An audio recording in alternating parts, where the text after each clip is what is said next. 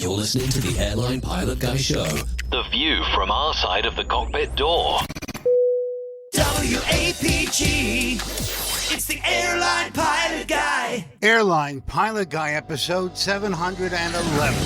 Yeah, he's up in the sky. It's the Airline Pilot Guy. Hello, you're listening to the Airline Pilot Guy Show, the view from our side of the cockpit door, with your host, Captain Jeff, broadcasting live from APG headquarters in Roswell, Georgia. Today's show is recorded the week of June 1st, 2026. Yeah, he's up in the sky. It's the Airline Pilot Guy. Put your light and he's flying by. With the Airline Pilot Guy.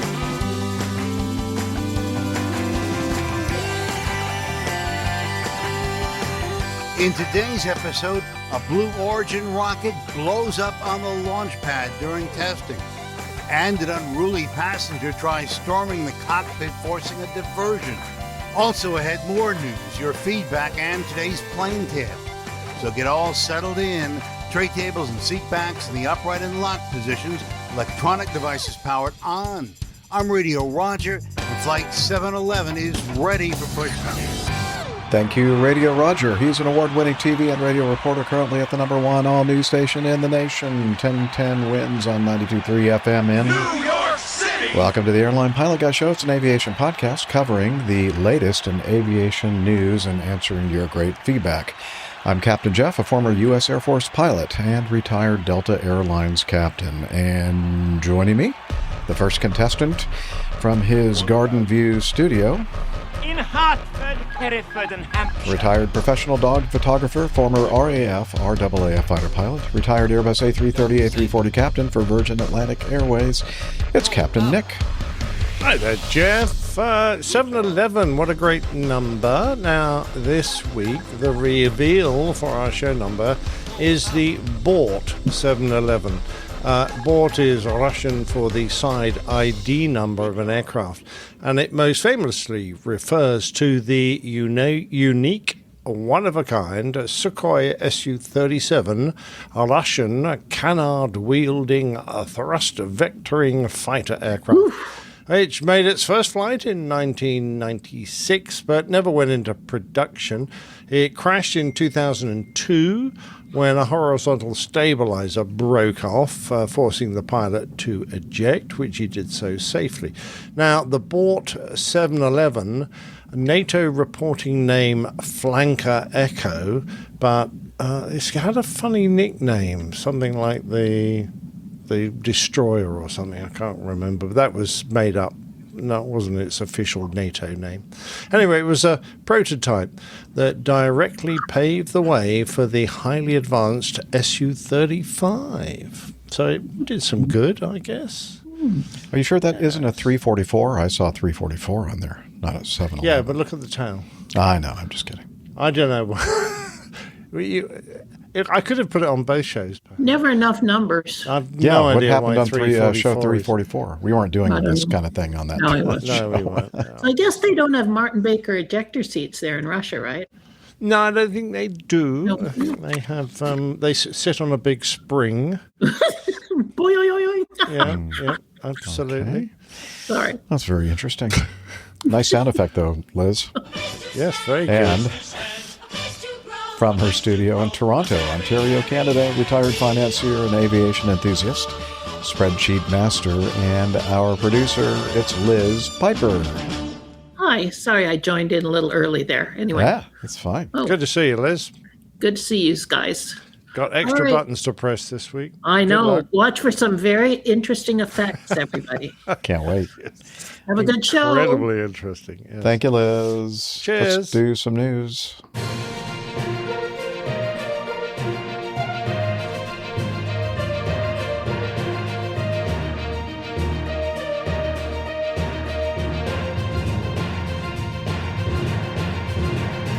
Stand by for news.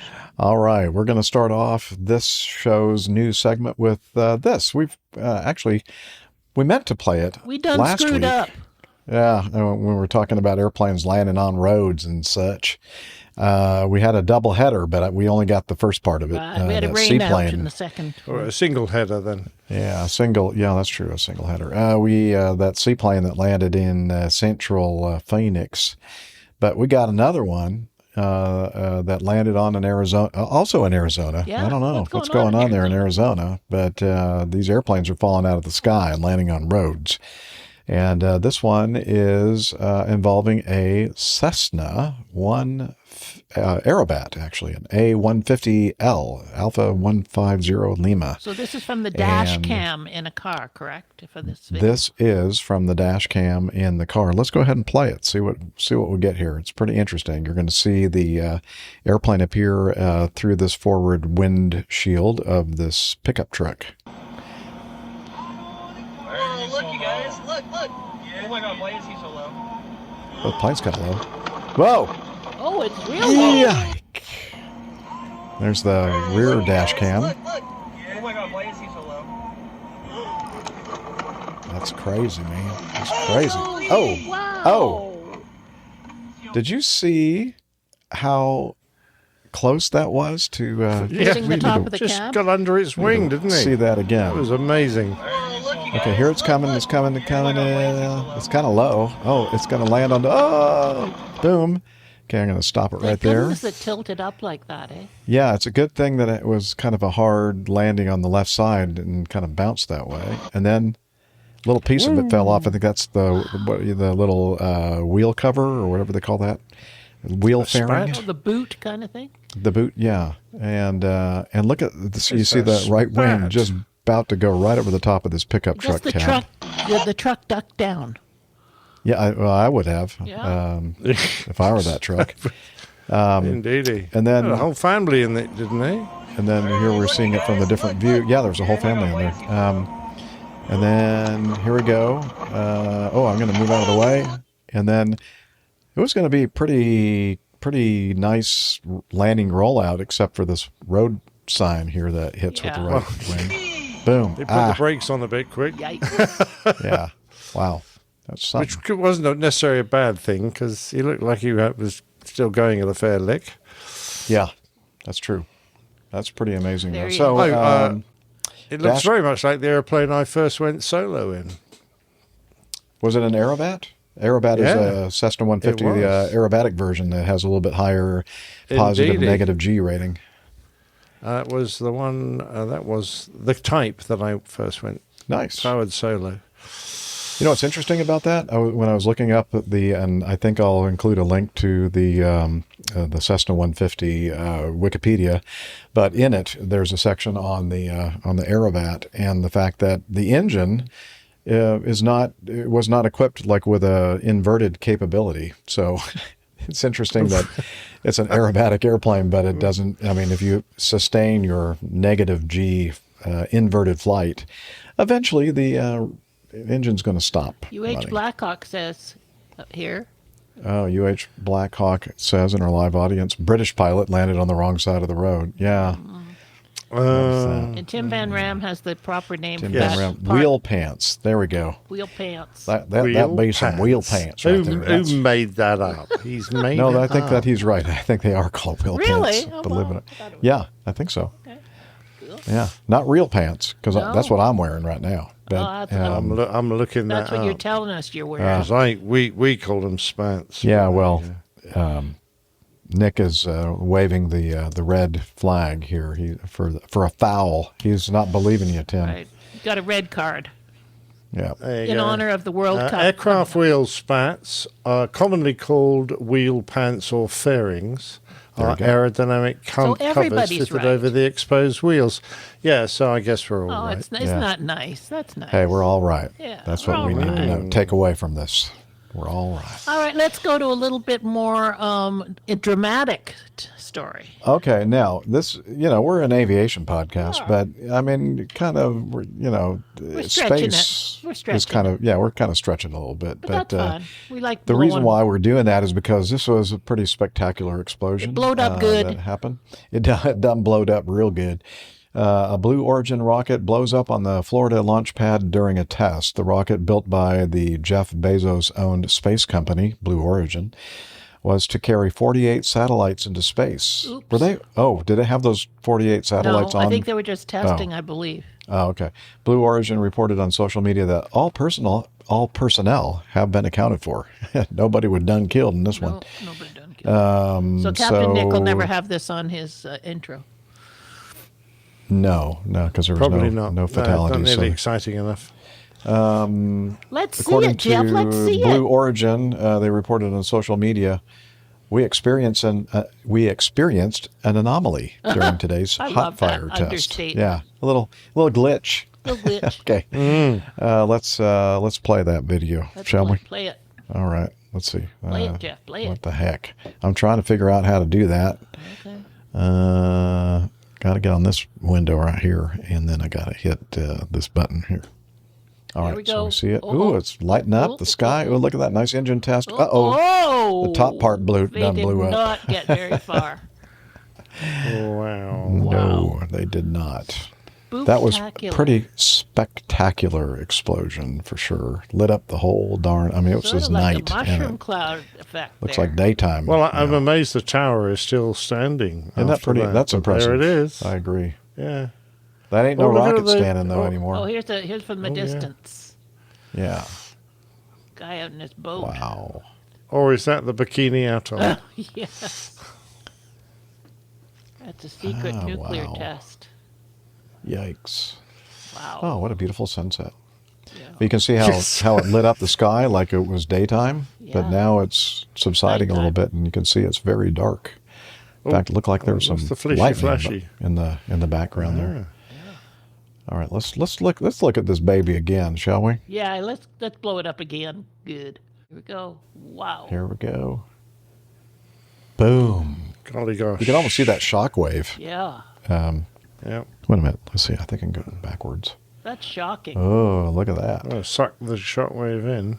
Now we're going backwards. Oh, that's very psychedelic kind of. Ooh, wow. Oh, yeah, look at For those those of you little listening to the audio-only podcast, you need to check out the show notes and see this video. Yeah, you definitely can see the shockwave. Yeah. Going So out look, like a so dome. everything looks like it's okay. Right at this point, the engines It happened pretty fast, though. are ignited. But look, when you look at the upper part, that's when you notice the boom. there Like it Suddenly that's not there's- supposed to happen right No, there. that's Flame not good. bursts out of the top half. And then here's the shock. Yeah, you right can see the there shock over wave the there. top. Very impressive. Yeah, that's cool. All right. So at this point, I don't think they know for sure That's what it exactly. looked like before. Yeah, that's before. And what does the after look like? Well, That. there's the pad. Oh, yeah, not much left there. There, not much. Did a lot of They damage, said there was a a lot of lot of destruction. work to be done to clean her up. Yeah. There's Wow. Still. Okay. Yep. As I said, we just wanted to. We know nothing about this stuff. We just wanted to play it because it was a beautiful It was explosion. so cool looking. Yeah. All right. Let's move on to this. Oh, we got another video. This is another one from Radio Roger. From Radio Roger. Okay. Here we go. I think this news outlet kind of covers this, Okay. what's going on here. So let's go ahead and Let's hit it. So let's hit. Okay, hit it. Overnight, panic in the skies. Federal authorities investigating after a United Airlines flight was diverted due to what the airline says was a security concern caused by an unruly passenger. Yeah, we'll land, take a left turn, just have law enforcement stand by. The flight from Chicago, originally set for Minneapolis, was forced to land in Wisconsin. Yeah. Oh, no. Just going Madison, to Oshkosh. Not Wisconsin. They wanted a quick trip to Oshkosh. It's interesting how they just kind of gloss over where in Wisconsin and the fact that that's the state capital of Wisconsin. Yeah, exactly. Come on, people. Madison. Come on. They're dissing Madison. You can hear air traffic controllers informing a nearby pilot of a potential hijacking. It's actually a situation where we might have to close the airfield due to potential hijacks. United says the person was quickly subdued by law enforcement officers on board. Once they landed, no one was injured.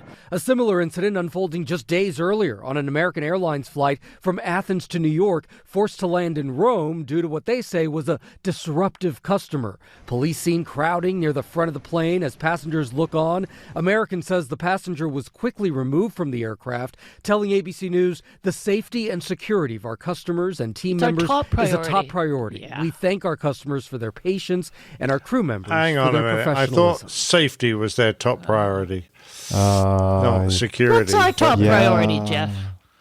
What's your top priority? Yeah, what's our top priority here at APG? Our top priority is getting at least 50%. That's correct. You're absolutely right. Good job. That's our priority. Yeah, Okay. And on that latest United incident, we've reached out to local and federal authorities. We're waiting to hear back from them, but we're told that that passenger is still in police custody. What a wild story. It really is. And getting the poke beat out. Wild. Yeah, like it's never happened before. No, Wow. wild. Yeah.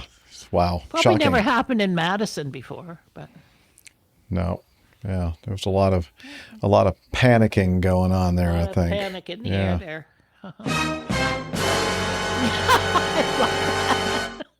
Good Good Lord. one, Jeff. He's seated in a seat. And I thought, well, yeah, okay. He's seated in a seat and flanked by law enforcement officers.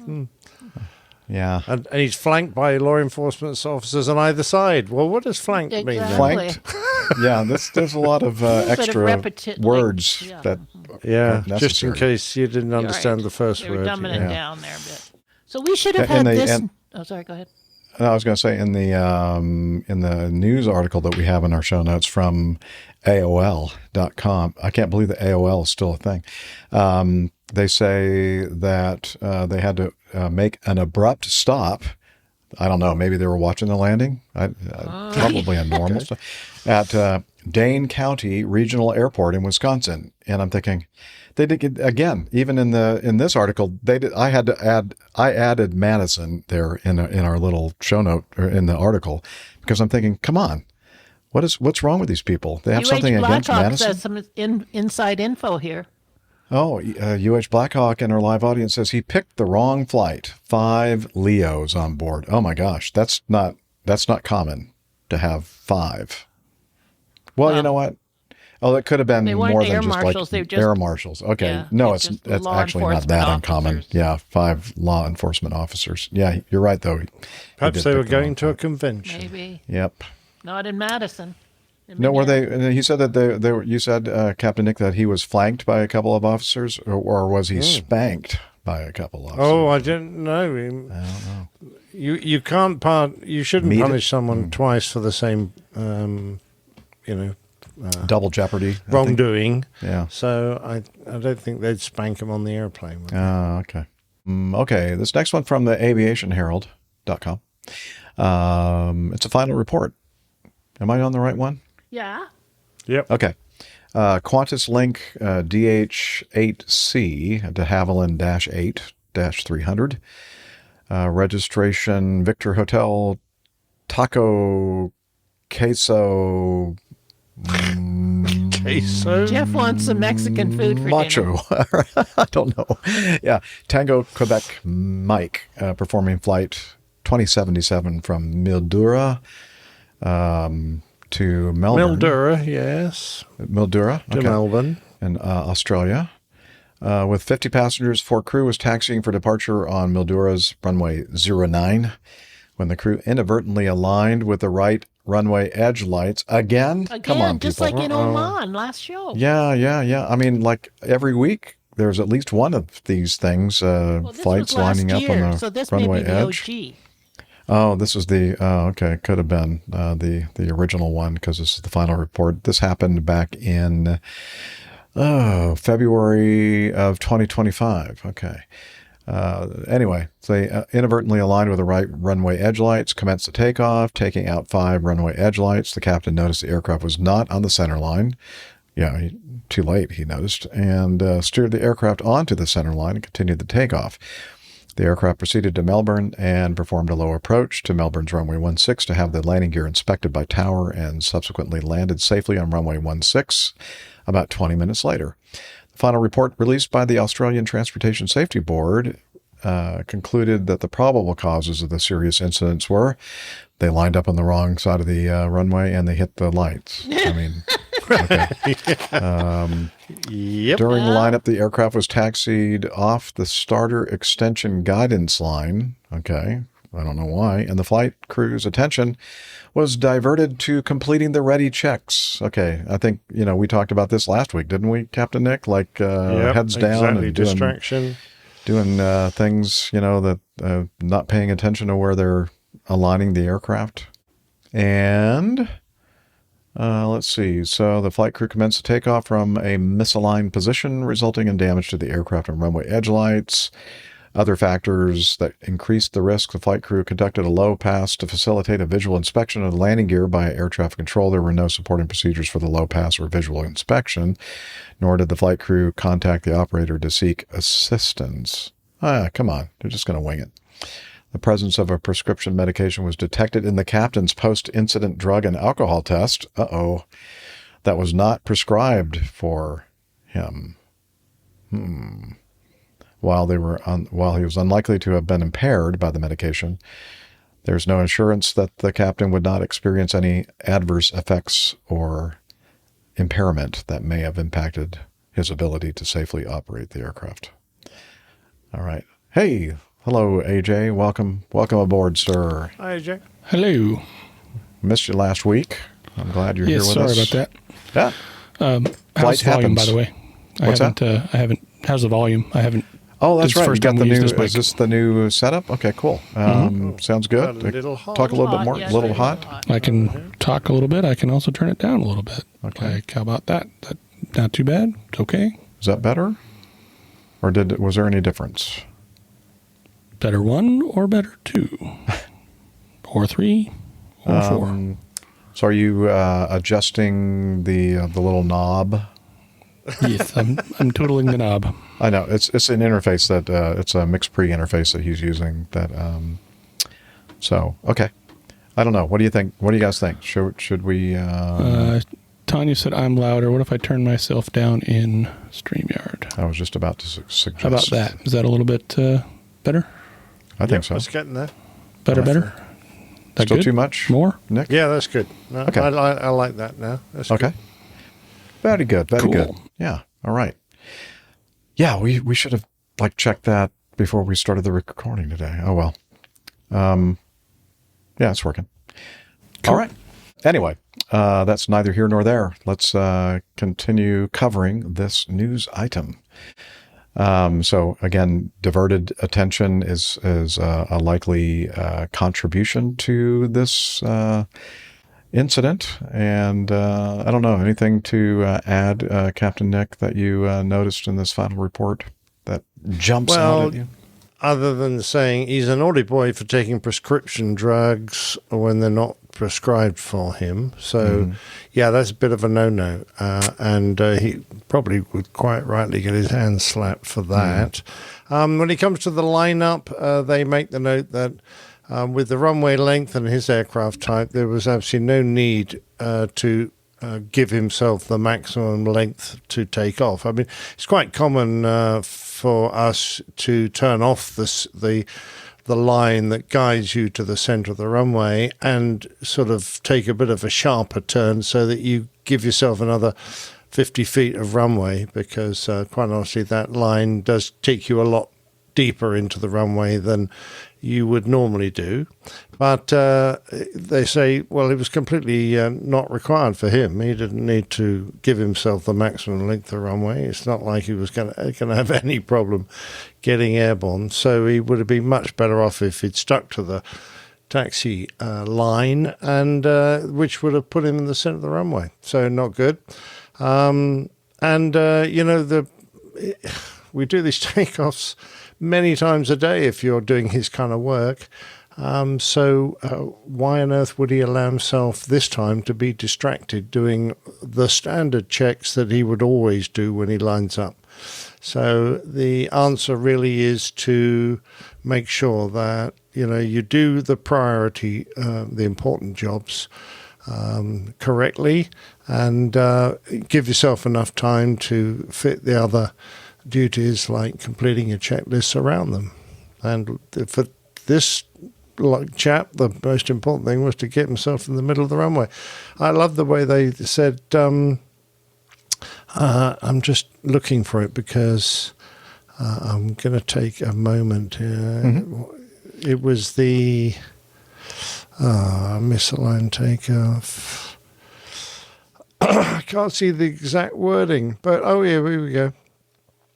With reduced visual cues available due to the dark conditions. Well, it was nighttime. I mean, every time you do a night takeoff, you're going to have that reduced issue. So, visual cues. Such dark ambient conditions have been consistently cited in the research for similar occurrences. That's why we train so hard, both day and night. They're blaming They've done nighttime. research that it's dark at night. Yeah, There is. It's dark at night, and really, I don't we see recommend as that being nobody a fly at contributing night because factor. it's The world too stops dark. turning. Well, he probably wouldn't have lined up with the grass if it was daytime. Well, that's Oh, true. yeah, possibly. But that's why they put lights on them. Yeah. Well, apparently they kind of took issue with his low pass at Melbourne. Yeah, they didn't like that, did they? No. They said he didn't have a procedure to follow. There was no real need because it was very doubtful that air traffic would be able to see anything. Dark, wasn't it? Because it was dark, yeah. It's still dark. That would give him any real indication if he had a problem. And he flew too low as well. Oh, boy. For him to be properly observed. So I think they're probably right in saying that unless you know exactly what you're doing and your company has a procedure, you shouldn't really do a visual fly past, although it's very common. I mean, in the military, we did them all the time. But there you go. Give This guy us was a going, chance to I've always beat up wanted the to do tower. this. I always wanted to do this. UH So. Blackhawk nails We it. love chance. beating up the tower. UH Blackhawk says it was night. What would ATC see? I don't know. Yeah, good point. Darkness. Lights amongst Lights. a whole bunch of other lights. Yeah. Yeah. No, I mean, in the military, we often had some searchlights that pointed upwards, a row of searchlights that you would fly through to illuminate the belly of the aircraft to do one of these flypasts. But I try not to have my belly illuminated. much better to find another aircraft to formate on you and look at you in detail. But unless you've got a military pilot that's willing to do that, that's He might have not a gotten in good more idea. trouble for a formation. Yes. Yeah, I would think that would have just done him in completely. I can see a car down there. I'm going to formate on him and ask him what my gear looks like. No, kangaroo. Yeah. Oh, yeah, it's a woolly jumper. Oh, man. All right, so maybe This is getting silly, this show. maybe just the turtle. Kidding. You want to just do the turtle? Do the turtle? Yeah. Okay. That is, which one? H? Oh, it's just so we can have a decent show title. Yeah, we actually need to... Keeping you in mind there, Nick. Yeah, we're thinking about the show title, and we're also thinking about our wonderful people who send us feedback, and we didn't do any feedback on the last episode, so we're going to try to make up for that on this one. So let's talk turtle. Oh, let's talk turtle here. All righty. We have this sent to us from MetroDoc, and it's in our news lineup, so we're going to treat it as a news story, and we're going to play a video about the turtle encounter. Here we go. Flagship 516, contact Potomac departure. Okay, 516 over departure, and just advise there was actually a turtle on the runway. Okay, how far down? Just right as we take off the takeoff roll there, Arizona center line. Copy. All right, we'll see you. Bye. Delta 1787 exited Delta and then call ground 121.62. Rodeo 988 Dulles Tower, runway 19 center, clear to land, wind calm. November 843 Echo Dulles Tower. We just got a report of a turtle located on the center line for 30 by the previous departure. Would you like me to get airport ops out here to investigate before you depart? Well, I think we heard that. We think he said at the beginning of their takeoff roll, so we can roll forward a little bit and see if we see the guy, and then and let you know from there. How's that sound? All right, how about this? 843 Echo, runway 30, line up and wait. Let me know if you have eyes on the turtle. Okay, line up and wait on 30, 843 Echo. I think that turtle does have eyes. Airport Ops, Phyllis. Airport Ops, Phyllis Tower. It's Tower 43 Echo. We think we see him. Can we taxi forward a little? November 843 Echo, approved, taxi ahead, and just advise when you've come to a stop beyond the turtle. Roger that. United 2366, Dallas Tower, runway 19 center, Clittle Lane, wind calm. So we have him in sight. He's right at our position right here. So just at the intersection of, where are we here? Yankee? Whatever that is. You're at Zulu, so there's 10,000 feet remaining from... Do you know where you are, sir? Okay, well, right where we're sitting right now is the turtle, and he looks very happy on the center line, so somebody might want to move him. Okay. November 843 Echo, runway 30 from Zulu, turn left heading 290, clear for take. Caution, turtles on the runway. There you go. Possible show title. That's a good one. There you go. Yeah. I don't know if that was standard terminology regarding the turtle. I wonder if he survived. but I I think so. I bet that turtle is still enjoying his life right now. Squished. Yeah. Maybe. Anyway. Or he could be soup. Anyway. All right. There we go. Thank you, MetroDoc, for sending that in. And now we're going to already be moving on to this part of the show, Getting to Know Us, where we kind of do a little show and tell everybody what we've been doing since we were last on the show. And let's see. So, since you were not in attendance last week, AJ, we're going to start with you. And first of all, you're going to explain to us what your excuse was, and it's probably a pretty good excuse why you weren't here with us. Airplanes. Oh, okay. Aviation podcast. Okay, what are the odds? You're good. So our 182 for Civil Air Patrol finally returned to service, so I was able to do another onboarding flight, and so that was what was Thursday, and then this past Tuesday, just a couple days ago, passed my initial Form 5 check ride, which was a lot more involved than I sort of originally thought it was going to be. It was about 5.5 hours total. Wow. So it was a good bit of time. Wow. But I'm officially a checked out CAP pilot now, so transport mission pilot, doing some orientation rides this weekend. So a CAT pilot? CAP. Oh, CAP pilot. Okay. Yes, Civil Air Patrol. Excellent. Well done. Good Thank you. Other than that, man, just kind of working and cooking. So, all right, very good. Good job. Very good. All right, good to have you with us. And Captain Nick, sir, what have you been up to? Yeah, well, I've been doing a lot of sort of messing about with the house. We're looking to have some work done. None of which is happening yet, but we have had workmen in and out helping us. Yeah, we're really trying to repair the mess that Jeff left when he came to visit, including the washing machine, which suddenly sprung a leak as soon as Jeff left. Nothing to do with the washing machine. Flooded the utility room. So we had Mr. Bish Bash Bosch came in, the Bosch engineer, and he fixed that very nicely. Thank you, sir. And today was a nice day because I pinched my wife's big Volvo because it was a pretty foul weather day. I wasn't sure what you were pinching there. Okay. I was wondering where the end of that sentence was going. My wife's what? Volvo, yes. Oh, and wow. Drove it up to Captain Nigel's place.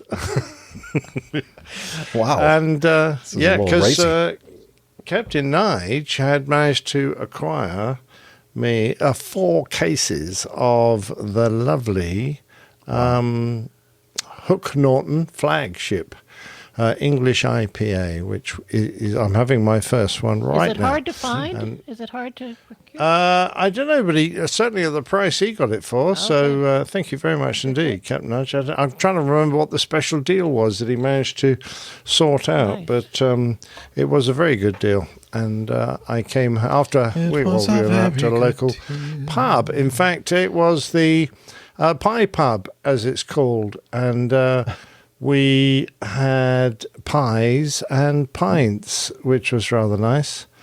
So there's all the different flavours there. I don't know why it keeps disappearing there, Liz. I don't know why it is. It's like shaking around. I thought Liz was doing that, but I think I had the Keep it still. Keep it still, will you, Liz? Thank you very much. I had the pork, dizzy. Sage and onion, stuffing, apple sauce pie.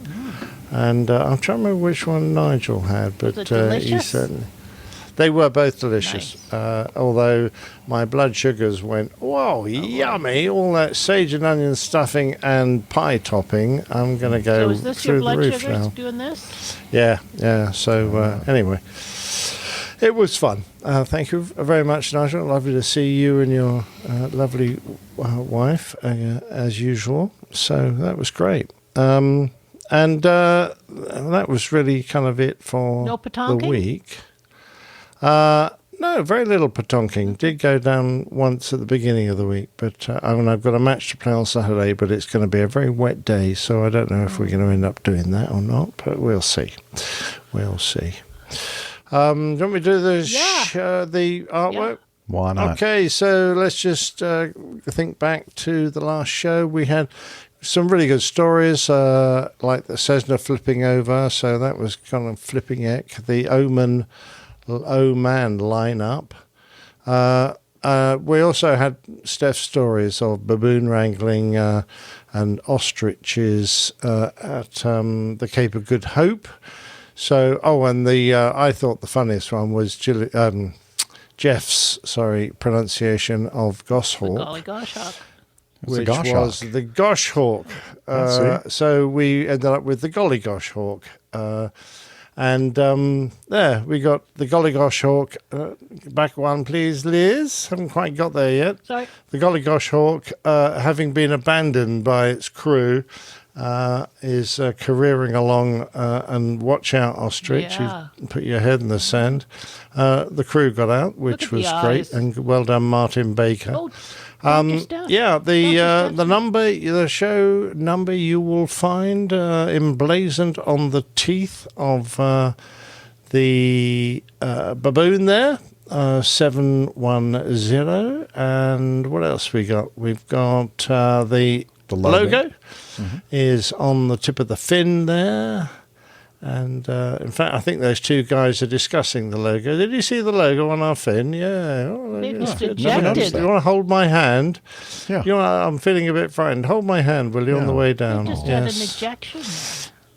Yeah, they did. They certainly did. Was it multiple ejection? Here we have the little... And they're more or less correctly positioned. Thank you. In reality, as well as in this cartoon, there are our jackass penguins. The little baby jackass.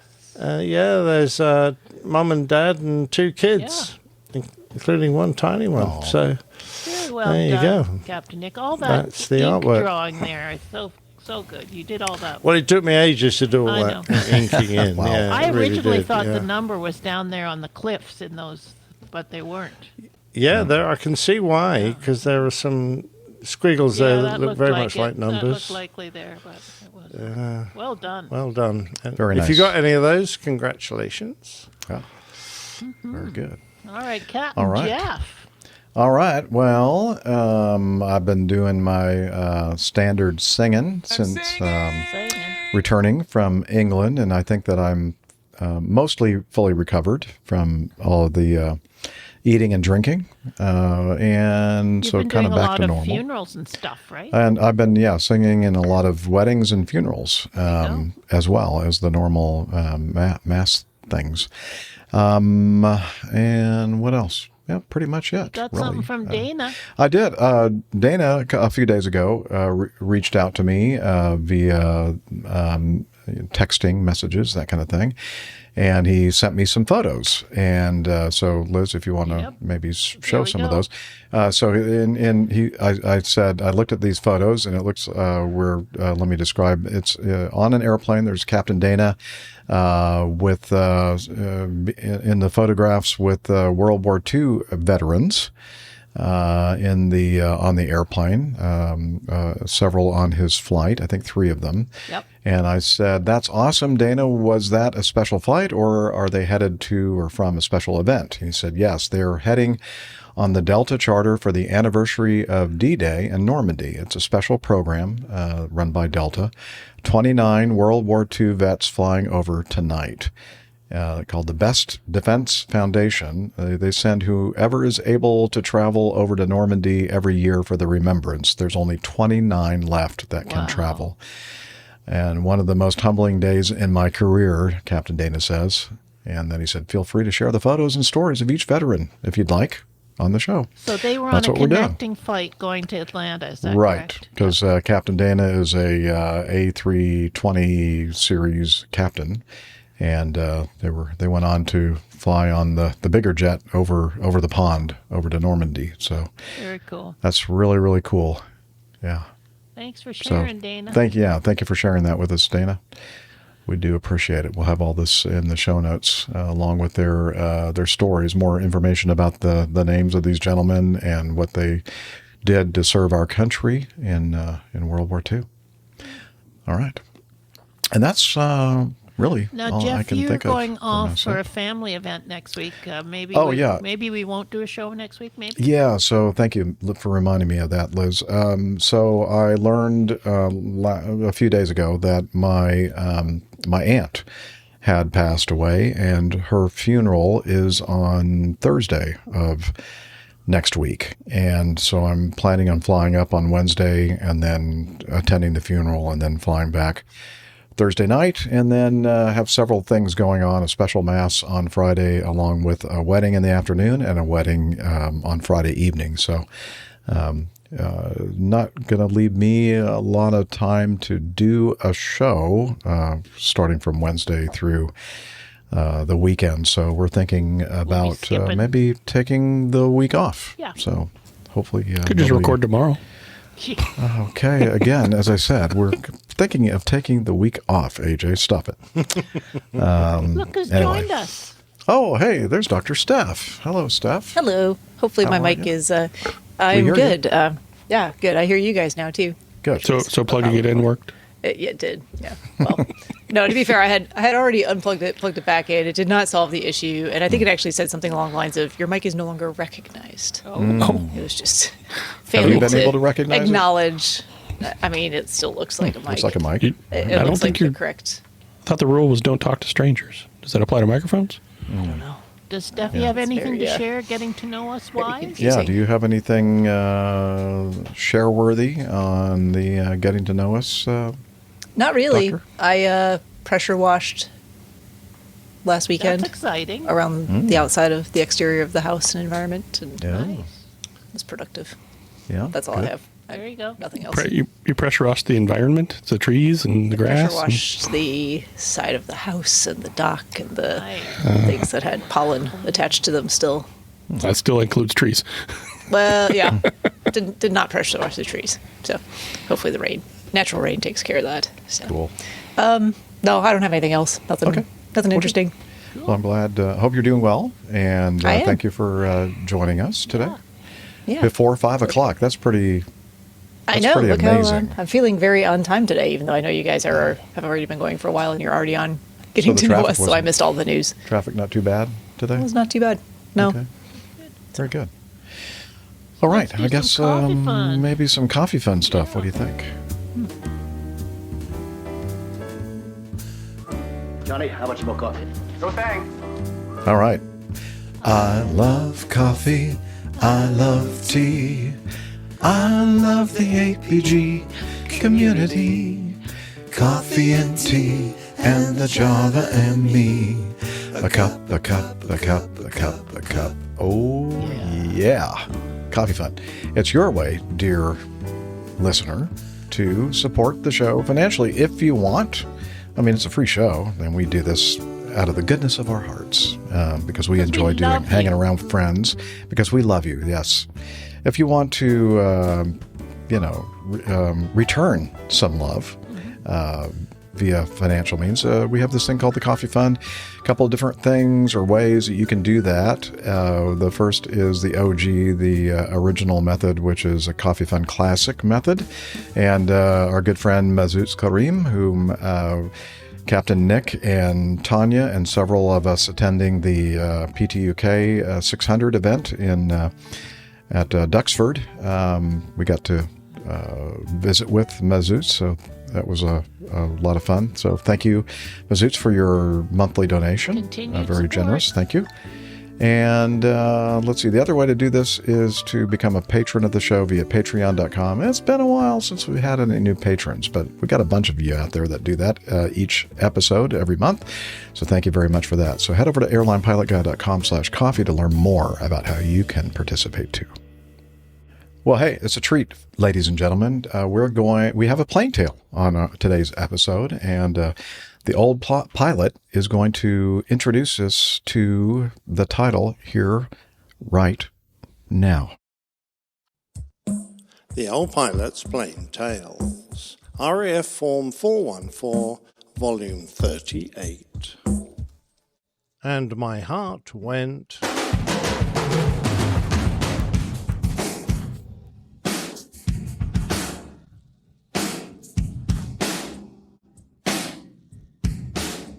I was lying in the King Edward VII Hospital, imagining Phil Collins playing drums on my heart, whilst watching the monitor and wondering how I was going to support my family after I'd been permanently grounded with this condition that had come right out of the blue.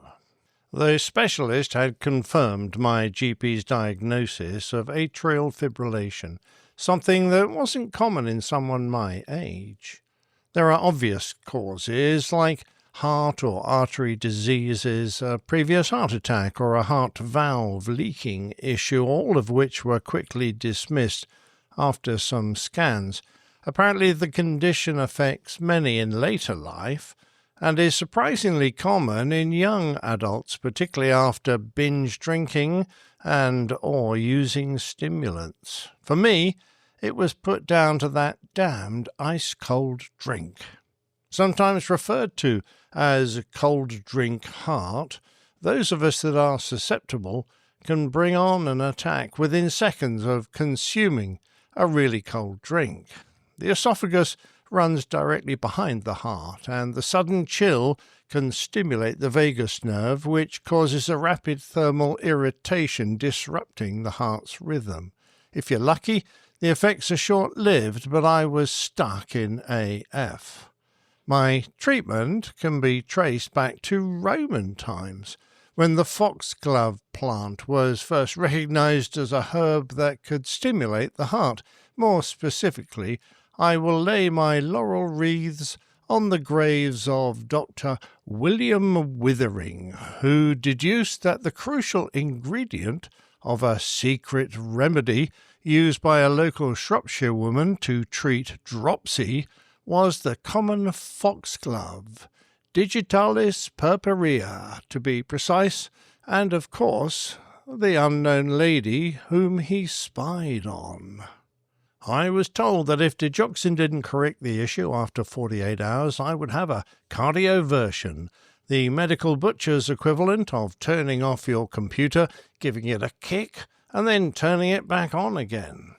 To achieve this, they would electrocute my recalcitrant organ, thereby giving it a good spanking before shocking it back into life, hoping that it had well and truly learned a lesson. I gave my heart a good talking to, and warned it that the chest burns, which result from cardioversion, would be nothing compared with the wrath I would bring down on it if it didn't start behaving. My warning must have hit home, and the next morning I, quite suddenly, felt 100 times better as my heart rhythm returned to normal. Now, all I needed to do was get my medical back.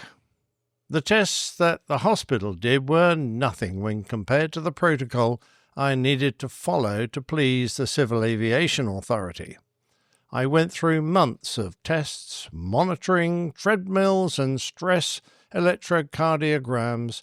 I wore so many ECG electrodes that my skin looked as if I had battled a giant squid, permanently red and raw, probably because some of the equipment needed the removal of my chest hair and the attachment points had to be abraded with sandpaper to get a good adhesion. Helping me to jump through all of these hoops was old Cookie, This wizened, white-haired gentleman was one of the CAA's cardiac consultants, and what a gent he was. The nurses there all loved him for his patience and skill, and although I always called him Sir, he was, after all, a retired Air Vice Marshal. It was they who explained that his nickname came from the common explanation that his name was spelt Cook with an E on the end. Out of hospital and back home, I spent a few hours on the Professional Pilots Rumour Network, P-Prune, and found an ex-Harrier pilot who had suffered AF whilst on the jump jet. He recovered, but the RAF wouldn't let him remain on a single-pilot aircraft, so he concluded his career in the mighty Hercules. After leaving, he was very gainfully employed by Cathay Pacific, but some years later had another attack. This time he thought his career was well and truly over, until he found a doctor who would ablate his heart, using heat to destroy the thin lines across his heart muscle to block the faulty electrical signals that were causing the issue.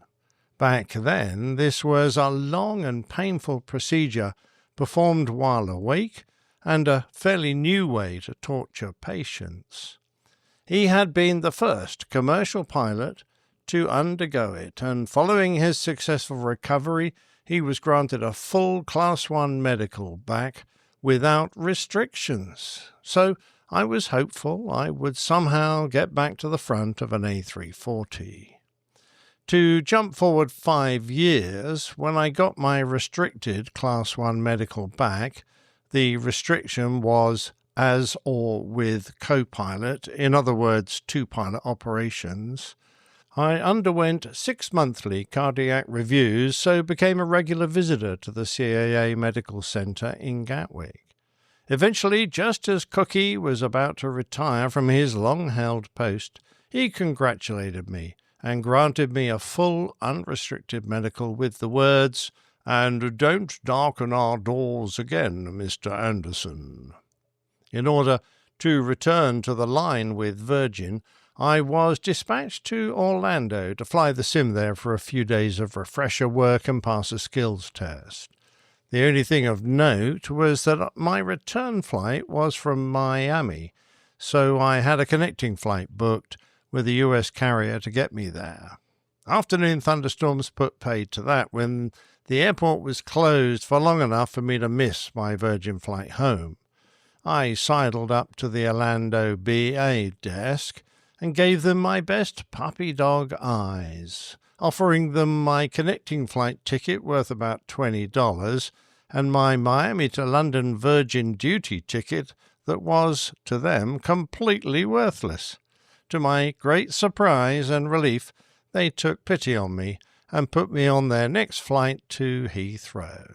And the icing on the cake, when I boarded, the crew spotted my flight bag and promptly upgraded me to business. Thank you, British Airways. First officers are excellent at finding nicknames for the captains, so it was with some trepidation that I discovered I was rostered to fly with the infamous Captain Chaos. In fact, I was down to fly with him for most of August and all of September. Despite his reputation, I don't think I saw anything that I hadn't seen others do, but I did note that he kept himself to himself, rarely going out with the crew, and perhaps it was his preference for a solitary lifestyle that rubbed people up the wrong way. After that, I didn't see much of him until early the next year when we were put together for a quick JFK trip. It started well enough with me flying the leg into New York to find the place cold and snowbound. Extracting a brake action report from JFK was like pulling teeth, and we were flying the Canarsie non-precision approach to 13 left. There were only a few snowflakes around, so we had no difficulty getting in, and then we were off to Uniondale to stay at the Car Park Hotel beside the Nassau Coliseum. The next day we had a night departure back to London, and I awoke when the call came, groggy and a bit befuddled, and pulled back the curtains to see that everything was white with snow and more was coming down fast. When we got to the aircraft, there was a good 6 inches of fresh fall, and I was wondering how the evening would develop. In over 20 years of flying, I had yet to experience a takeoff from a contaminated runway, so this was going to be interesting. However, Captain Chaos seemed to be in his element. He sent me out to do a walk round in the blizzard that was now blowing across the airport, and I came back frozen with soggy shoes and wet hair. By then he'd got the aircraft set up to receive passengers and had assembled a row of FCOMs, our flight crew operating manuals, on a bunk in the crew rest area. We huddled together in the small space, shut the rest of the world out, and began. Succinctly and logically, he took us through the additional procedures we'd be doing due to the inclement weather, how and where we would be de-icing and anti-icing, our limitations and considerations. We both independently calculated our holdover times, the period when our anti-icing spray would remain effective, and talked about taxiing out and then how to conduct a takeoff from a contaminated runway.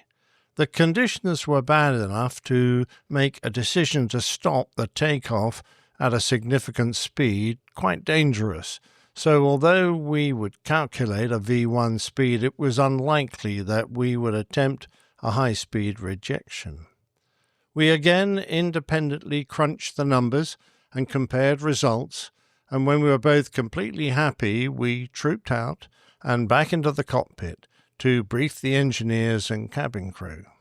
I dealt with the box whilst my captain calmly handled the flurry of questions that came his way, and when our departure time came and went, we ignored it. This was a time to forget the clock and make sure we got everything right. My memory has faded, but I think we de-iced on stand, making sure to turn off the APU bleed air to prevent ingesting any fumes from the fluid entering the cabin. When the time came, we got our clearance to push from ramp, and we started up the CFM56s as the tug shuddered and lurched, trying to gain traction to push our 200-plus ton machine away from the terminal. In front of us was a sea of white snow. The snowplows were fully occupied keeping the runways clear, and there was nothing spare for the taxiways or ramp areas. Doing our after-start checks, we left the flaps up to prevent them from being contaminated by snow and waved the crew away. A ramp cleared us to move and called ground for taxi, and very conscious of the big stopwatch we'd started when anti-icing commenced, I was alarmed at how quickly our holdover time was disappearing.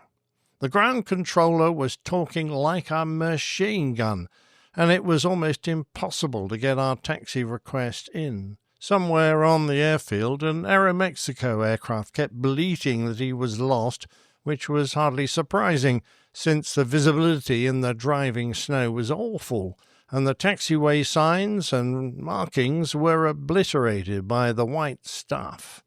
All we could see were the little blue sticks with reflective tops shining in our taxi lights that poked out of the snow. Eventually we got a call in and crept over the snow, weaving around in a maze of confusion, when from the middle of the blizzard we saw white taxi lights coming straight towards us. A BA 747 with a Nigel on the radio was on our taxiway like a gunfighter at noon emerging through the dust. My captain slithered us to a halt, and we tried to resolve the impasse, which involved the 747 turning into an adjacent ramp between us. I watched the Boeing's wingtip sweep past about 20 feet from our windshield before we could continue to the holding point. Arriving and next in the queue, the minute hand on the stopwatch was now perilously close to the end of our holdover time when we got a clearance to line up. I finished the after-start checks by lowering the flaps and then the before takeoff actions as we lined up. With the big landing lights on, a mass of snowflakes appeared in front, swirling around in the wind, and we opened up the engines to clear any ice from the blades. The big 340 had just started slipping forwards in the slush when we got our takeoff clearance, and with the brakes off, the engines accelerated to toga power. The takeoff seemed to take forever. I could feel the rudder pedals move as the captain worked hard to keep the aircraft straight in the gusty wind, and a mesmerizing river of white snowflakes streamed past the windows, going faster and faster. We passed a V1 and rotate, and we came off the ground, the rumble of the wheels fading, the taxi lights flicking off as the gear clunked into place, and a feeling of quiet settled onto the flight deck as we climbed safely away. Our departure took us left towards the coast, and immediately the radar filled with a line of big red returns, the CBs that were dumping onto New York. There followed a hectic 20 minutes of weather avoidance turns, but there was no way we could go around them all. We were bashed around by the vast storm clouds, bouncing in our straps, until around 20,000 feet we burst out of the side of a towering Q-Nim into a clear, moonlit night. For the first time in about 2 hours of solid, hectic work, Brian and I looked at each other, quietly sighed, and he flicked off the seatbelt signs. I call him Brian now because, for me, Captain Chaos was a name I'd never use again. I had learnt so much from him in that short time, and not just the technical stuff. The way he approached the whole event, dealt with the issues with a calm and measured tone, and the way he kept on top of the situation with a very green first officer beside him was a lesson I treasured. And then the peace was shattered by the fire bell, and the flight deck was lit up by a flashing red master warning light. I guess a passenger, unnerved by the foul weather and turbulence, had nipped into the toilet for a quick cigarette to calm himself and set off the toilet smoke warnings. But I nearly burst a blood vessel. I would fly with Brian off and on until I got promoted, and whenever I did, I tried to chip away at his bluff exterior. It turned out that he'd spent many years flying with a Middle East carrier, where it was very rare for the crew to go out together, and certainly not with a British captain, so he became used to being a loner and doing his own thing. I won't say we got close, but we certainly shared some beers together, talking about his career and his home life, which had its fair share of ups and downs. He had a lovely old thatched property in a rural village, but I believe he retired to France to please his wife, who spoke French and wanted to live and work there. I often wonder how he got on.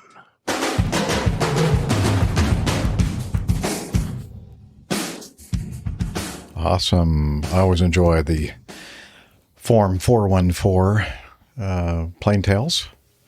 That's very kind of you, Jeff.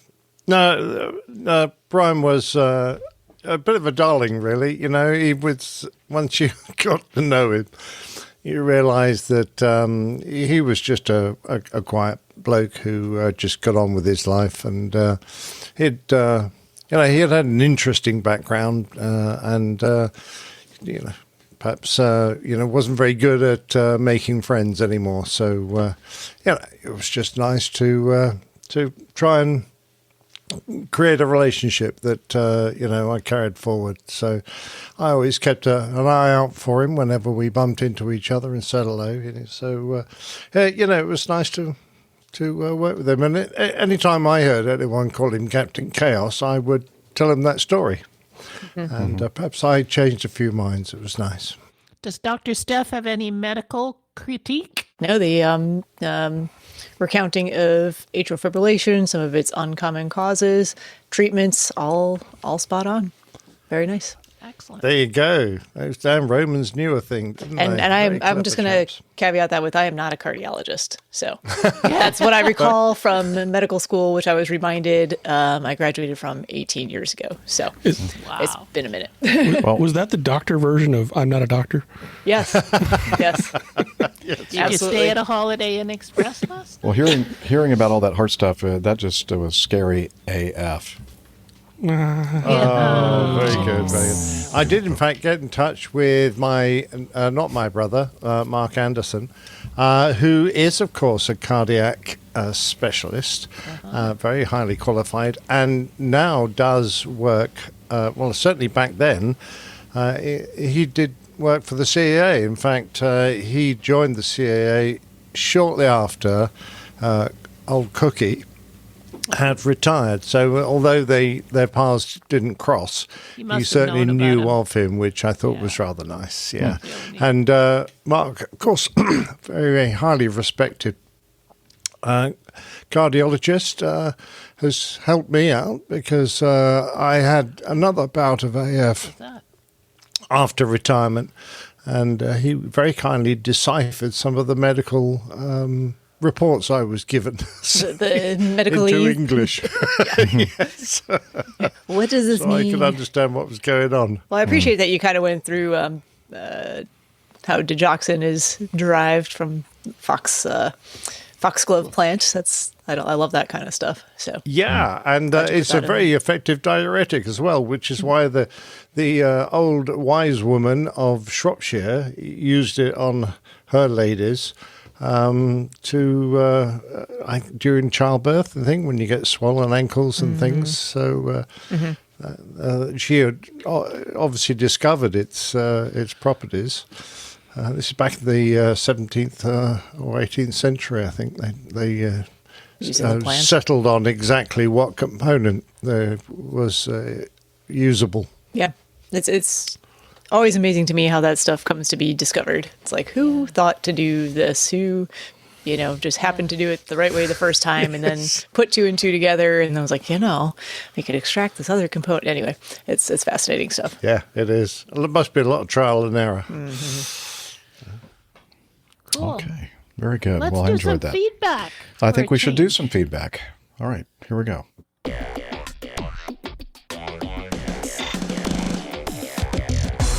Captain, incoming message. We're going to start off with this from Eugene Houston.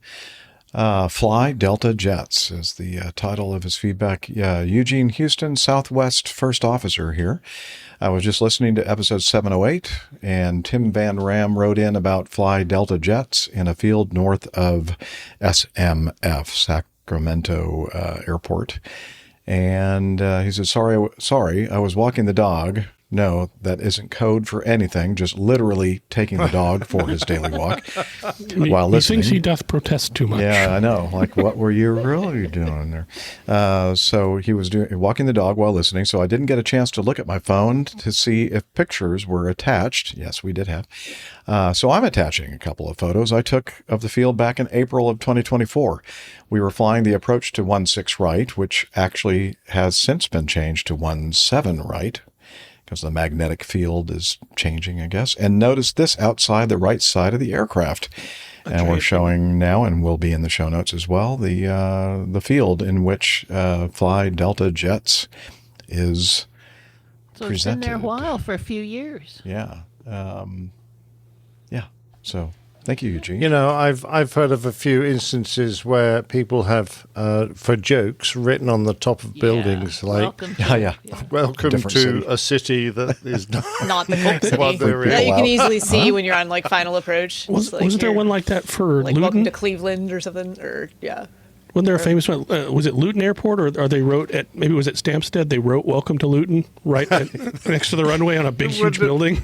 Wouldn't surprise me, but the most famous one I remember was a farmer in Wales who got annoyed with low-flying jets over his farm, so he wrote "F off Biggles" on the top of a barn in his property. He didn't just write F, he wrote the whole word out. The word. Oh. And it became so famous that every RAF pilot in the entire Air Force wanted to go and look at it. I feel like they did not have the intended result. Yes, exactly. Yeah, I was right. It was "Welcome to Cleveland" is a sign in Milwaukee as you're approaching. Perfect. But see, the problem is, though, especially here in the United States, everybody's window shades are down now. So nobody's looking outside. And nobody gets the. Nobody sees the signs anymore. They're watching movies anyway. Yeah. Oh well. All right. Let's hit this next one here from Pedro. Pedro Tito. Clearances. He says, "Hello, crew. First off, let me thank you again for your company on a number of occasions, positioning flights, layovers, even runs. I've just arrived from a transatlantic trip back to my corner of Europe, and I'd like to share with you a reflection that I had during the long flight back. Having been cleared to line up and hold behind landing traffic as we were entering the runway, ATC cleared a second flight that was on a 8-mile final to land on the same runway. This raised my eyebrow significantly to the point that I queried Tower to confirm that we were indeed cleared to enter the runway. The controller confirmed the lineup and hold clearance and even asked us to expedite slightly, subsequently clearing us for takeoff. Obviously, it all worked out as planned, though it did make for a rather attention-grabbing moment from our side of the cockpit, startle and rush and all. We were somewhat caught by surprise that an aircraft would be instructed to line up and hold while another aircraft received clearance to land on the same runway before the first one had even left it. As I've never encountered that practice in Europe or elsewhere in my experience, I became curious as to how common it is in the U.S. system. I understand that busy airports in America tend to operate more expeditiously than many airports over here, but I'd be genuinely interested to understand the operational rationale behind that level of runway compression. In my 25-plus years, to my recollection, I've never encountered that practice intentionally. Working in an environment that applies HIRO, I think that stands for like high reliability operations. Is that correct? HIRO, HIRO principles. I certainly appreciate how valuable runway occupancy time is in keeping things moving smoothly and on schedule. Having heard your discussions on the matter, I wonder whether you have come across similar situations over there where ATC clears an aircraft to line up and hold while another aircraft is cleared to land prior to issuing the takeoff clearance to the aircraft on the runway. Anyway, thanks for sharing with the community, and keep up the good work of keeping aviation fun. Ooh, I like that. We should make that our motto now. Keeping aviation fun. Cheers. So I looked up... Pedro. Oh, sorry, go ahead. Go ahead. I looked up HIRO. One definition or one meaning of the acronym is high-intensity runway operation. But also high-intent revenue opportunity, heads of international research organizations. I'm pretty sure it's the runway one. I found high reliability organization, which outlines the 5 core principles of avoiding catastrophes in high-risk environments. Well, that seems to fit too. Well, it could be maybe some or all of those things. I thought they made like gummy bears, but I think that must be a different company. That's Haro. Oh, Haro. Darn it. Okay. Haribo? That one. Or Haibo or something. But anyway, I believe what he is describing is something that is commonly referred to as a squeeze play. Is that right, AJ? That would be a squeeze play. That would be a squeeze play. So in the U.S., you cannot give someone a line up and wait clearance if another aircraft is cleared to land on that runway. So a common practice is when an aircraft checks in and says, hey, we're on the visual for whatever runway, they'll tell that airplane continue, not cleared to land, if they need to put somebody in line up and wait. And then they'll put the person in line up and wait, clear for takeoff. Then they can subsequently clear the other aircraft to land. But you cannot have an aircraft cleared to land and an aircraft cleared for line up and wait on the same runway. Now, is that something that's changed recently? Because I think they used to do, I remember a decade ago or more, where they did do that. But then I think something happened. I think it was at Lauderdale that there was some kind of a near miss or whatever, near crash kind of situation where they said, yeah, we're not going to do that anymore. So yeah, I think you're right. I think there was a change. I don't know when exactly it was, but that's the case now. At least that's what we're teaching. So okay. Sounds like it happened the bad way though. There in Pedro. Yeah, this may have happened. This sounds like it was in Europe back. though, right? No, I think he's talking about the U.S. No, he's Oh, well, they shouldn't have done that then. Yeah.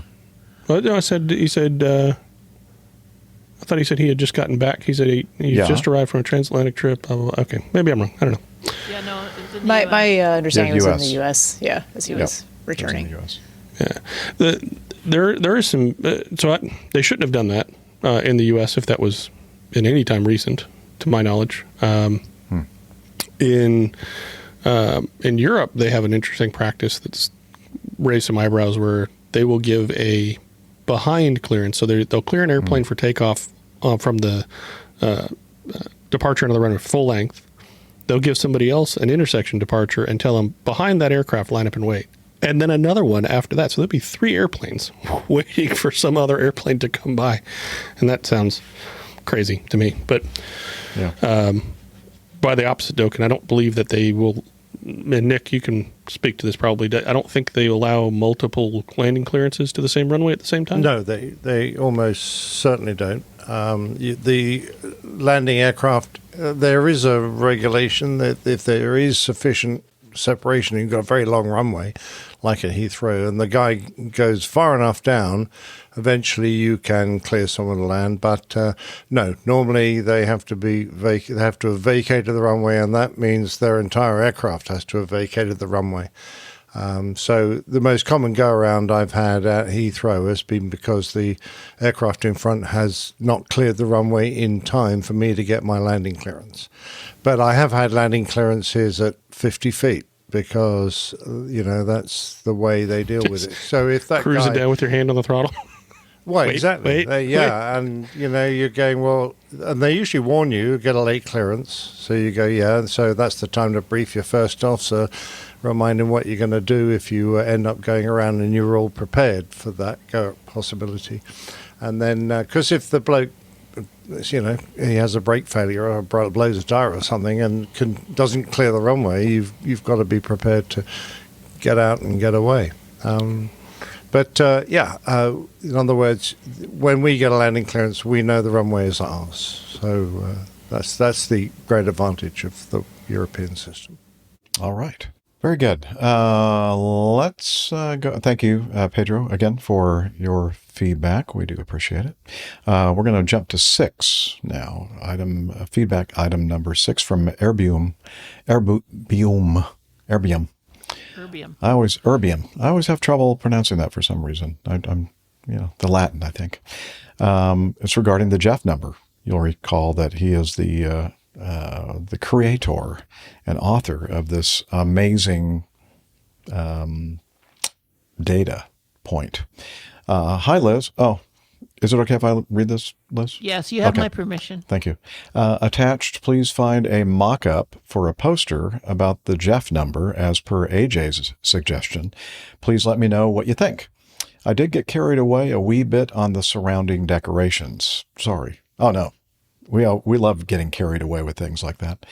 Let's see. The scale on the right goes up to 170 knots because I believe that's the fastest rotate speed rather than V1 for a current airliner. I think that's the 747-800. Please correct me if I'm wrong. As an aside, it was very tempting to take it up to Concorde speeds. That'd be very fast. The pressure scale left is just for fun. The date on the bottom was APG number 1, of course. And the technical note number is just a random number. Erbium. Thank you very much, sir. It. So you'll recall, that the actual Jeff number is can you pop that back up, Liz? Yes, sorry. My bad. Is the speed, your ground speed, your taxi speed, V sub G, over V1. It's a ratio. So If you're taxiing at a very, very good clip, which apparently I've been known to do, and it's actually approaching or actually becomes the same value as your decision speed, then you're at J number or Jeff number 1.0, like Mach 1. When we just call it Jeff 1? Jeff 1, yeah, that's true. We should do that. Yeah, we don't call it Mach number 1. Yeah. So anyway, very cool. So there you go. There's a little bit more explanation of the ratio and the definition of the Jeff. Yeah, we do need to do T-shirts for the. Hey, Peter. I'm not even going to say it. All right. Speaking of T-shirts, great segue. We're going to jump to 9 from Tim Van Raam. He sent in a picture and it says Jeff's new favorite T-shirt. Huh. So I wonder why. Let's see. Oh, okay. The T-shirt says, if at first you don't succeed, try doing what Jeff told you to do the first time. Yeah, I like that. Although a lot of people would say, shut up, Jeff. Yeah, Jeff, shut up. Shut up, Jeff. Yeah. Although I think that most people, or I'd prefer them to say, good work, Jeff. Thank you. There you go. Yeah. But that's definitely your favorite T-shirt. I love right, that. Jeff? Yeah. I figured. Thank you, Tim. Trouble is, there's so many words in it, I don't think I'd ever get to the end. No. Yeah, but the thing that really stands out to me is the name, Jeff. Yes, Jeff. Indeed. Yeah. Really stands out. It's Big very font. And large succeed. letters. You've got succeed and Jeff. That's all you need to know. Succeed, Right. Jeff. It's very positive. I like it. Yeah. Very positive. Synonymous. Yeah. Oh, thank you.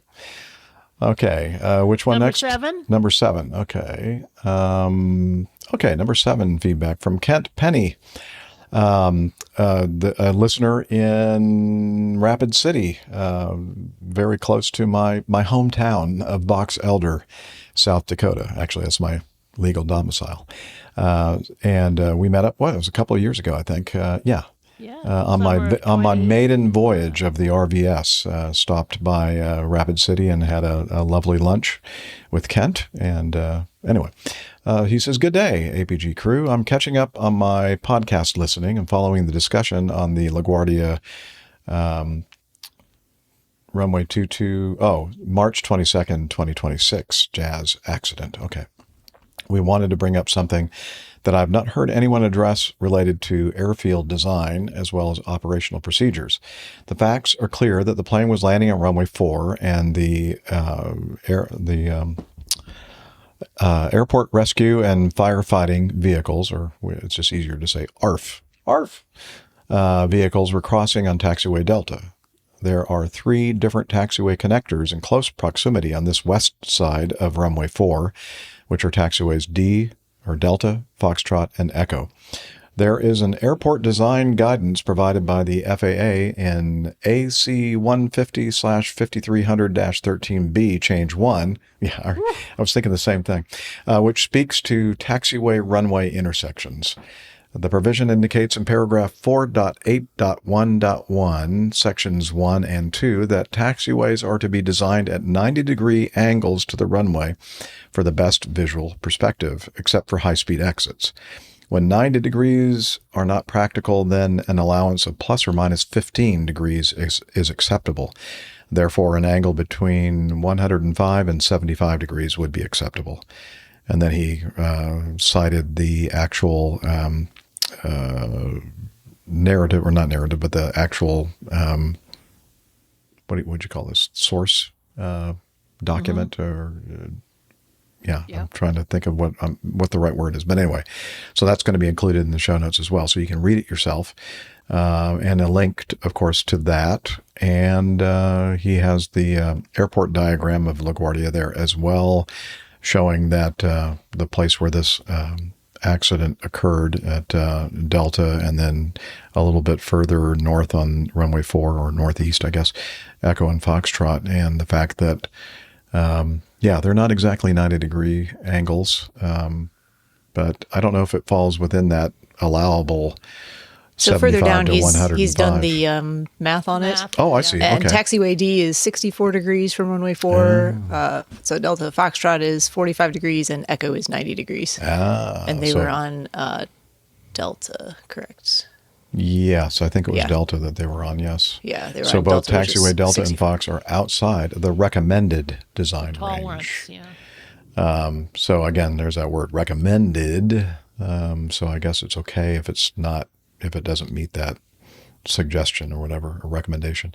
From looking at the airfield, it looks like taxiway Foxtrot functions as a high-speed exit, but it's unclear the purpose of taxiway Delta.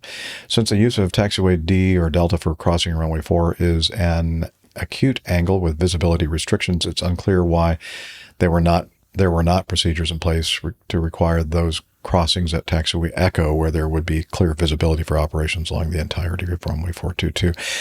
I bet that now that this has occurred, maybe they're taking a look at perhaps standard operating procedure of using a taxiway that is at a perpendicular to the runway. I don't know. I was just going to make a comment there. The guy was landing on 22 or 4. 4. Okay. So they were in fact coming a little from behind them. Yeah. What's to stop Delta being a high-speed turnoff as well as Foxtrot? It might be. I'm not sure. It's not quite as much of an angle. No, it's not quite as much as an angle, but that doesn't prevent it from being a high-speed turnoff. No, and I don't know what really would qualify it to be considered high speed in quotes. But I don't know if the issue that he's well, maybe it is, but I think the discussion is about whether or not the vehicles should be crossing on Delta, not so much that whether or not Delta should be changed. Yeah. True. Good point. Yeah. Yeah, Echo would have perhaps been better. That's looking at the map. There's a significant more distance that the airport vehicles would have to go to reach that perpendicular taxiway. Because the fire station is like at the end of taxiway Delta. Yeah, there. so they're out the door and straight on Delta. Yeah. And I would go as far as to say that Delta is a very wide entry to the there could be several runway. angles. There's no reason you have to go across the runway at an angle. You could, in fact, straighten your vehicle so that you're get a good view down the runway and then turn back to exit the runway. Yeah. So I don't know. You might be wondering why Kent is interested in this and knows so much about it. Well, his credentials are Kent Penney, AAE, and AICP, and that has something to do with aviation planner. He's a principal aviation planner, a PAP. So I'm not sure exactly. I think that something about airport engineering, I think, is that first designation, and then I'm not sure about the second one, but probably has something to do with being a aviation planner. I do wonder how many of these taxiways and the runway positions are obviously historic, but perhaps the taxiway orientations are also historic. And, once you've got an established piece of concrete, it would take a piece of major redesign, anticipating this potential problem to reorganize it all. It's not like there's a lot of extra real estate available at LaGuardia. No, there's not. And you're right, that airport has been around for quite a number of years. So, and it was back in the days of, piston propeller aircraft, right? Before the dawn of jet aviation. Okay, we're going to revert or go backwards in time to feedback number 5. And this was sent in to us by David Moore. It's 19 minutes past 8. We have heard It's 19 minutes past 8. this morning that today marks the 90th anniversary of the first Spitfire flight. It's also a very special day for our next guest. Flight Lieutenant Colin Bell is the last surviving World War II Mosquito bomber pilot. And today, it's his birthday, and he turns 105.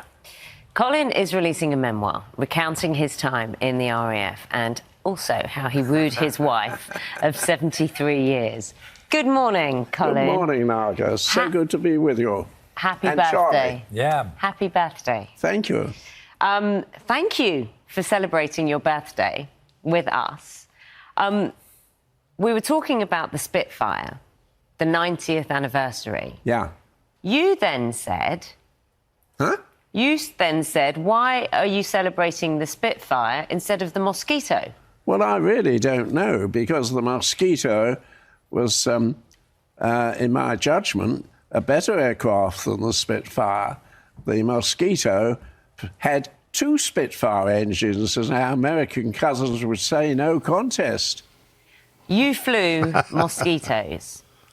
Tell me what it was like. Well, I flew 50 missions over Germany and 13 over Berlin. And Berlin was a pretty hairy place to fly over. I mean, it was a very heavily defended target, and they were dedicated to shooting me down. But as you see, they weren't successful. Colin, take us, if you would. We're going to go ahead and interrupt this wonderful video. That was just a nice little teaser for you to have enough interest to continue to watch the rest of it. And again, a link to that will be in the show notes, which can be found on our website and can be found in, should be in the metadata of whatever podcast player you're using to listen to us if you're listening to the audio-only podcast. So please check his video out. And Captain Nick, I think it seems like you're going to say something here. So, I was just going to say, yeah, the fine gentleman that invited me along to interview Colin was Bob Judson, and I would like to recommend the Leading for Life stories. He has a great podcast that Bob produces, which is a podcast which deals with leadership, as well as Bob telling in a similar way to my Plane Tales, tells the story of his flying life, which is very interesting because Bob rose to quite a high rank in the Royal Air Force, unlike me, who scuttled out and went off and flew airliners. Not true. Tanya and I just want to know what Mr. Bell has been having, just to help him live such a long, healthy life. And I mean, he looks fantastic. He does not look like he's 105. He is sharp as a tack. Yep. I'm very impressed. Goals for sure. I think it's tequila. It's tequila? Yeah. Tim Van Ram thought it was warm beer. Oh, it could be warm beer. I think it was the bromide they put in their tea during the war. That could be it as well. Yeah, that's amazing. I mean, it's sharp as a tack and looks great. 105. Fantastic. My gosh. Wow. Yep. All right. Well done, Colin. Congratulations. Yep. We're going to jump now to number 13, crew. This is from APG listener Justin Doiron. How did I do? Perfect. Very good. Ding, ding, ding. An APG follow-up. So let's see. Hi, Captain Jeff and the APG crew. I wanted to send along a follow-up to the email you read on the show back in September of 2024, which was episode 630. I've included the original message below for context, not because I expect you to remember it all, but because it really frames just how much has changed since then. First off, thank you again for reading it on the show. That moment meant more than I can properly put into words. It was just really cool. When I wrote that email, I was in that place many of your listeners probably recognize, loving aviation from a distance, wondering what if, and trying to make peace with the idea that maybe that chapter had passed. Well, ... things have taken a bit of a turn since then. After sending that message back in September of 2024, I did follow through on something I mentioned. I went out and I got current again on my PPL, which had lapsed for 12 years. I've been flying periodically since, which has been incredible. I've attached the same photo I originally sent to you back in September of 2024, and now brilliant. we're showing it on the video version, and we'll have that. You should be looking at it at the chapter image if you're using a podcast player that supports that. And so that's the one that he sent back in 2024. And the actual photo is from 2010 with he's flying with his 2-year-old son at the time, along with one from last summer, which we're looking at now, Now he's 16. That alone Wow, hasn't he is, shrunk? Yeah. Dad is shrunk. Dad has shrunk. That alone is enough to make you stop and think for a second. I've also included a photo of me and my 2 youngest boys at my airport during their first visit to see, quote, Daddy's work. Very good. Wow. Daddy's work. Like many weekend warriors, staying current hasn't been perfect. The school I rent from requires a flight every 2 months to avoid another checkout, so I've lapsed a bit over the winter and spring, but I'll be getting back up soon, even if it's just some duel to shake the rust off. But the real reason I'm writing is this.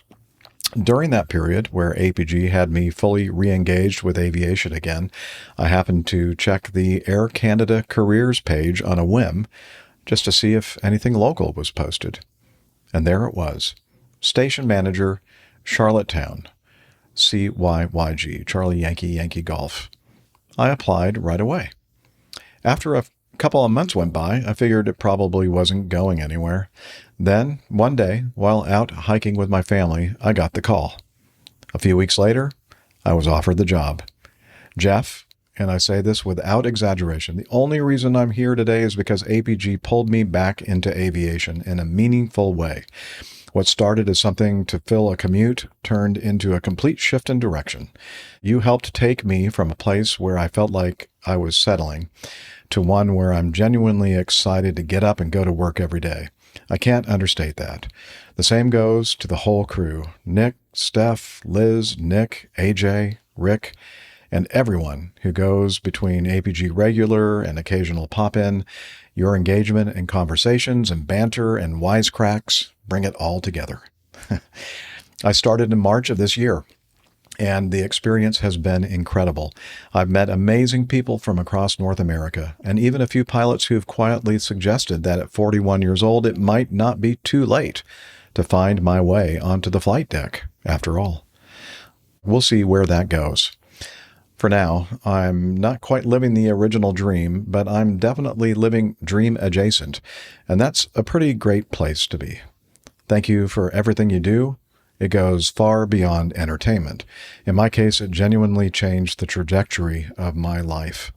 And the offer still stands. If you ever make it to PEI, which stands for Prince Edward Island, right, Liz? Prince Edward Island. Yeah. Edward Island, okay. Or if my travels eventually bring me to Peach Country, which is where we are down here, or where I am and AJ is, I'd be honored to say hello. And the first round is on me. All the best. Justin, Station Manager, Yankee Golf, Air Canada. Wow. That is... How do you say station manager in French, Jeff? You say chef d'escale. I don't know. How do you say that? That was close enough. Good enough. What would you say? Is Steph here? I mean, you see yeah, it below but his name? hold on. Where did my feedback go on that one? 13. Yeah. There, sorry. For some reason, it kicked me all the way back out of Evernote. Chef d'escale. Chef d'escale. I think I did a pretty dang good job. I said you did pretty good. Yeah, for somebody that doesn't speak French. Yeah, I know. It was a surprise. Did you say chef? That was fantastic. Yeah, yes, chef. This chief. So, all the chefs in France, they're all stations. Hey, no, they're chiefs. Let's not go off on a tangent here. Let's focus on the important thing here. Chef. And yes, of course, chef. the important thing here is good work, Jeff. Thank you. No, all of us on that are hosts of the show, and even our community that are such a big part of this. It means something. I mean, a lot of times it's easy for me to think it's just fun. We just get together every week and have some laughs and talk aviation mostly, and sometimes beer and other things like running and whatever. But it's feedback like this that really kind of hits us hard. Like, oh, maybe what we're doing here means something more. So it's always good to hear that. So thank you, Justin, for sending that. Yeah. And congratulations. We're Yeah, really proud of you. congratulations That's for awesome. sure. Yeah. And as somebody who took about a little over a decade off in my flying career, that coming back to it is absolutely fantastic. It's amazing. So And good on you. 41, definitely, probably not too old. No, No, I hope additional not. aspirations. No, you're not. Speaking for myself specifically. Speaking for myself also. I know this was before he started his job, but he looks pretty happy in that picture. with Yeah, his he does son. look very happy in this picture with his 16-year-old there. Although the 16-year-old is looking like, I'm not sure that this is safe being here in this airplane with my dad. Put your hands back on the yoke, Dad. The same expression Both when he hands. was 2. The same expression when he was 2, I think, in the picture from 2010. Hasn't changed. Yeah, he kind of does have the same expression, like, doesn't meh. he? Perfect. No What doubt the that's heck the am I same doing kid. here? Love it, Justin. Yeah, thank you, Justin. I mean, and thank you for taking the time to do this, to send this. I mean, it really means a lot to us. It really does. I think a trip to Charlottetown is in your future, Jeff. I think that going up to the Maritimes, the Canadian maritime provinces, is definitely something that I want And to of do. Green Gables was from PEI. All right. Oh, and there's a You've got an chance RV, I yeah, could it actually would be. join you this time because my passport finally showed up. Oh, yay! Hey. Good. Okay. Well, let's make some plans. All right. Tanya was pretty moved by Oh, Tanya said that was so beautiful. Yeah. I think she was looking at a picture of me when she said that. Well, you're looking a bit fuzzy, to be truthful. Oh, am I? But- I'm sorry. That's helping. No, no, I That's why, helping. yeah. I think she was actually referring to this. The t-shirt. Okay. You know what? I think we should just end on that nice Do you think note. so? Yeah, I think that would be a great note to end on. I think so. Good point. Yes, thank you, Liz. Okay, so it is now time to wrap this baby up. The wrap-up portion of our show here. And, of course, the first thing what we do usually is to point you over to our website where there's all kinds of good stuff to peruse. And I'm not even going to tell you. You just have to go and look at it. Okay? And we're also on social media, or what I like to call the social meds. And we always love to point to our good Dr. Steph to tell you more about that. That's why she's here. I'd be happy to. It's my entire reason for being here. My reason to être. So if you would like to find us on the social medias or the social media sites, you can head over to one of the following. That would be facebook.com/airlinepilotguy. We're also on X at APG Crew. If you're looking for the weekly show artwork that Nick is so expert at making for us, that's on Instagram, instagram.com/APG Crew. And for these live recordings, either the live show or the recording of it, you can go back and watch at a later time and date. If you would like to join the live chat, that's all on YouTube, youtube.com/airlinepilotguy. And as always, we know that Hillel is in his usual location, ready to tell us about Slack. Yep, he's all wet. Hello. Can you tell us about Slack? Okay. I know. You're dripping wet. Come on over here anyway. We don't care. And we just love you, man. And we want you to tell us more about Slack. APG listeners, please join us on our Slack team. Slack is a communication, coordination, and sharing platform that works on your mobile, laptop, or browser. On Slack, we share news and ideas, we suggest episode and plain tales topics, we plan events and meetups. To get into the Slack team, please email me at slack@airlinepilotguy.com. That's SLACK, Sierra Lima Alpha Charlie Kilo @airlinepilotguy.com. Or send me a tweet with your preferred email address to @Hillel, and I'll send you an invitation. That's Hillel, spelled Hotel India 11 Echo 1, and see you in Slack. All right, thanks a lot, hello. Uh-oh. Little minor emergency there in the shower. That's what the water's for. Why does he need a towel? I don't He know. used all the water. Hot water. Also, we would like to thank our producer, curator, Hey, well Liz done, Liz. Piper. Thank you, Liz, for all the work that you do behind the scenes. And we love you and couldn't do it without you, as evidenced by that Left in the Lurch Liz episode a couple back. And we'd also like to thank our live chatters, our live audience that join us each and every week and really make the show something better than it ought to be. And anything else to say before we finally say our goodbyes? I don't think so. So with that, we're going to wish you all clear skies and limited visibility and tailwinds. Take care and God bless. Cheers, y'all. Just half an hour. You're welcome. See you next time.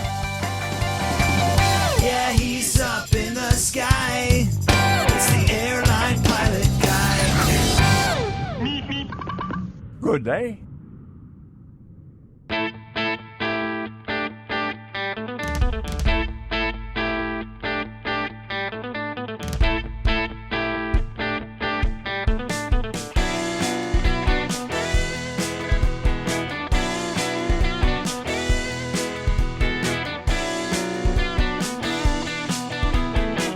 I used to be such a good pilot till I started APG. I opened doors for little old ladies. I helped them to their seats. Airline pilot guy, I fly America. Oh, airline pilot guy, he can land in heavy fog. I got no friends cause I'm always flying. I just don't have the time. But I can land this old plane. I can land it just fine. Airline pilot guy, I fly